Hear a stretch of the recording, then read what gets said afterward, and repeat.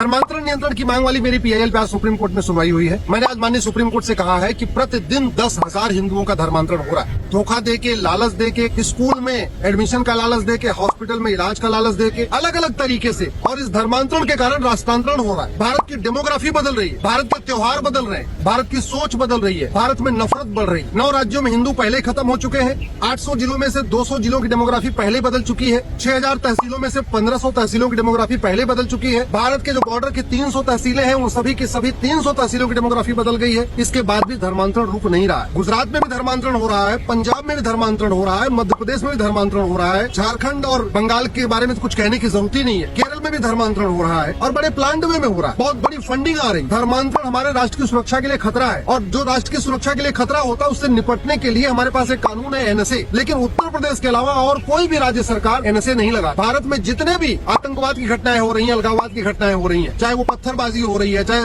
Railway line को पलटने की जो पूरी साजिश चल रही है, ये सब के सब कन्वर्टेड लोग कर रहे हैं। जैसे ही हिंदू कन्वर्ट होता है वो हिंदुओं का सबसे बड़ा दुश्मन हो जाता है। जैसे हिंदू कन्वर्ट होता है वो केवल हिंदुओं से नफरत नहीं करता, बल्कि हिंदू त्योहारों से नफरत करता है, हिंदू विचार से नफरत करता है। इसलिए इसको रोकना बहुत जरूरी है। और हमारे पास जो देश की एकता अखंडता के लिए खतरा हो, उससे निपटने के लिए कानून है यूएपीए। लेकिन पूरे देश में उत्तर प्रदेश के अलावा कहीं पे भी पुलिस यूएपीए नहीं लगा रही। ये तो भारतीय न्याय संहिता बनी है, इसमें एक प्रोविजन है वेजिंग वॉर, इनडायरेक्ट वॉर, और धर्मांतरण अपने आप में इनडायरेक्ट वॉर है, वेजिंग वॉर है। आज की डेट में 9 राज्यों में हिंदू खत्म हो, 800 जिलों में से 200 जिलों में खत्म हो गए, 6,000 तहसील में से 1,500 तहसीलों में खत्म हो गए। और अगर अभी भी नहीं धर्मांतरण को रोका गया, अभी भी अगर वेजिंग वॉर की धारा नहीं लगाई गई, तो धर्मांतरण नहीं रुकेगा।